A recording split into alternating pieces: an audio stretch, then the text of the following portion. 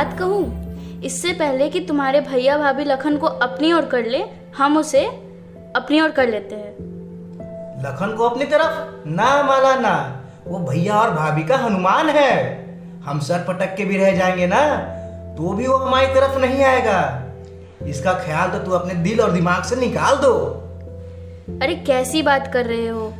लोग तो प्यार से पत्थर को मोम बना देते हैं, शेर को कुत्ता बना के सर्कस में काम कराते हैं, और तुम अपने सगे भाई को अपना नहीं बना सकते।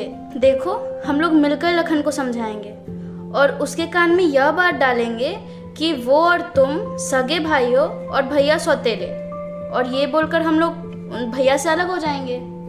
वो तो ठीक है, पर ये होगा कैसे? वो सब तुम मुझ पर छोड़ दो। आदमी को वश में करना मुझे अच्छी तरह से आता है। ठीक है, जैसी तुम्हारी मर्जी। मैं चला सोने।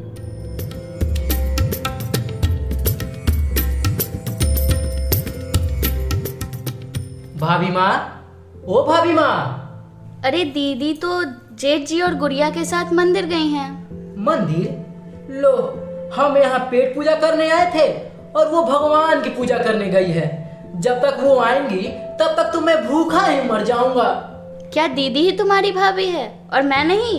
मैंने कब कहा कि भरत भैया ने आपको भगा कर लाया है? आप भी ब्याह करके ही आई हैं।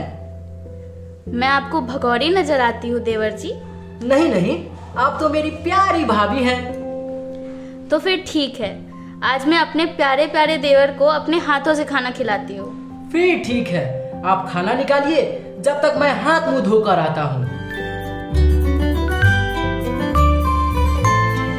कमाल है, आज ये मुझे खाना खिलाएंगी। ये सूरज पश्चिम से कैसे निकला है आज?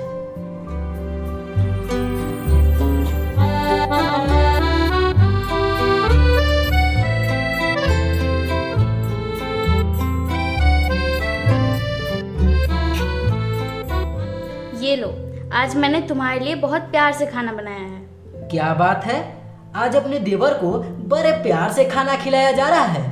प्यार क्यों नहीं आएगा? आखिर तुम मेरे सगे देवर जो हो। सगे देवर? यहाँ सौतेला कौन है? वही गुड़िया के पिताजी, और कौन? अच्छा अच्छा, तो वो सौतेले हैं। तुम्हें नहीं मालूम देवर जी? नहीं नहीं तो?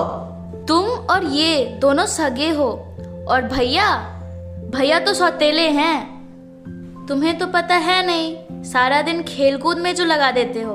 दिन रात मेहनत कर कर तुम्हारे भैया पैसा कमाते हैं, और ये दोनों घर भरने में लगे रहते हैं। अच्छा, तो किस कमरे में भर रखे हैं? पता लगने देंगे तब ना।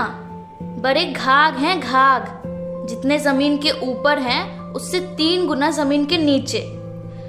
तुम तो बड़े भोले हो, तुम क्या समझोगे उनको? एक नंबर के नीच और कमीने हैं दोनों। नीच और कमीने वो नहीं है, नीच और कमीने तो तू है, तू। खबरदार, जो मेरे देवता समान भैया और देवी समान भाभी के खिलाफ जहर उगला तो जमीन में गाड़ दूंगा तुझे। लखन, तुमने अपनी भाभी पर हाथ उठाया? कमीने! मुझ पर चिल्लाने से पहले इस नागिन से पूछो, जिसने भैया और भाभी के खिलाफ जहर उगला है। आज तो मैंने सिर्फ हाथ उठाया है, फिर कभी फन उठाया तो मैं इसका सब कुचल दूंगा।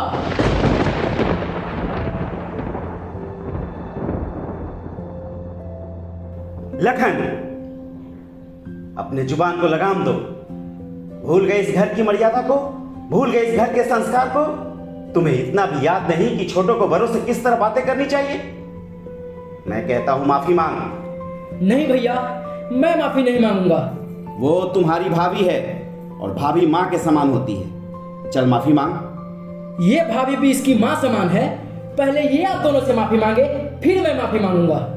हमने इसे माफ कर दिया। वाह भैया वाह, आज तक आपने बिना मांगे सब कुछ दिया है, कम से कम माफी तो मत दीजिए। बहस मत कर लखन, ये माफी मांगने कह रहे हैं तो मांग लेना माफी। नहीं भाभी, मैं इस नागिन से तब तक माफी नहीं मांगूंगा जब तक ये आप दोनों के पैरों में गिड़गिड़ा कर माफी ना मांग ले। ये नागिन इस घर के लिए कलंक है, कलंक। लखन! मारिए भैया, जितना जी चाहे मारिए, लेकिन मैं इस औरत से माफी नहीं मांगूंगा। इसने मेरे देवता समान भैया और देवी समान भाभी का अपमान किया है। मैं इसे जिंदगी में कभी माफ नहीं करूंगा, कभी नहीं। नहीं मेरे बेटे, नहीं। छोटे जब बड़ों से माफी मांगते हैं तो उनकी इज्जत घटती नहीं बल्कि और बढ़ जाती है। बस कीजिए भाई साहब, क्यों झूठ मूठ का नाटक कर रहे हैं आप दोनों ने तो पहले से ही इसके दिमाग में नफरत की ऐसी दीवार खड़ी कर दी है कि दोनों सगे भाई कभी एक हो ही नहीं सकते। आखिर सौतेले होने का हक तो अदा कर ही दिया है ना आपने। भरत, अरे बहू उल्टी सीधी बातें किए जा रही है और तू चुपचाप सुन रहा है। अरे इससे कहो ना, यहाँ कोई सौतेला नहीं है। कहने से क्या होता है भैया, माला को मना कर देने से सच्चाई झूठ में थोड़ी बदल जाएगी। आखिर हम सौतेले तो हैं ही। भरत, ये तुम कह रहे हो? अरे मैंने कभी तुम्हें सौतेला समझा है? हाँ? हे भगवान, ये क्या हो रहा है? मैं भगवान की सौगंध खाकर कहता हूं, अगर मैंने तुम दोनों को अपने औलाद से बढ़कर प्यार नहीं दिया हो तो मुझे मौत आ जाए। परवरदिगार, ये मैं क्या देख रहा हूं? जिस घर में प्यार की खुशियां बरसती थी, आज किसकी नजर लग गई? नौटंकी के इस रटे रटाए डायलॉग के जाल में मत फंसो जी, चलो यहाँ से। बहू, मैं तुझे कैसे यकीन दिलाऊं? हाँ ठीक है, अगर तुम्हें मुझ पर विश्वास नहीं है तो फिर ये ले, मैं अपने बच्ची के सर पे हाथ रखकर कसम खाता हूं कि अगर मैंने कभी भी इन दोनों को सौतेला समझा हो तो इसे मौत आ जाए, मैं बेऔलाद हो जाऊं।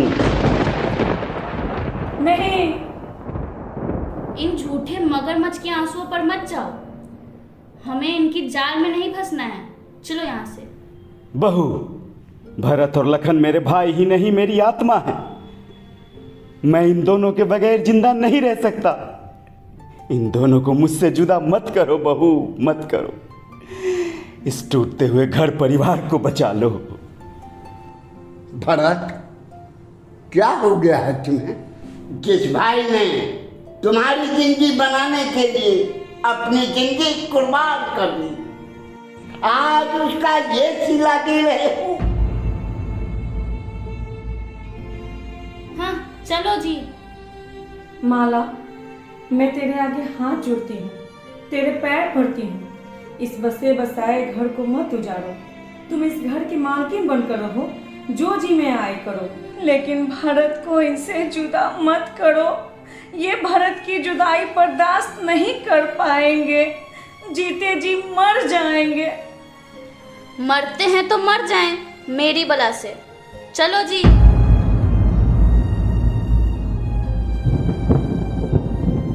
भरत, मैं तेरे बगैर टूट जाऊंगा रे।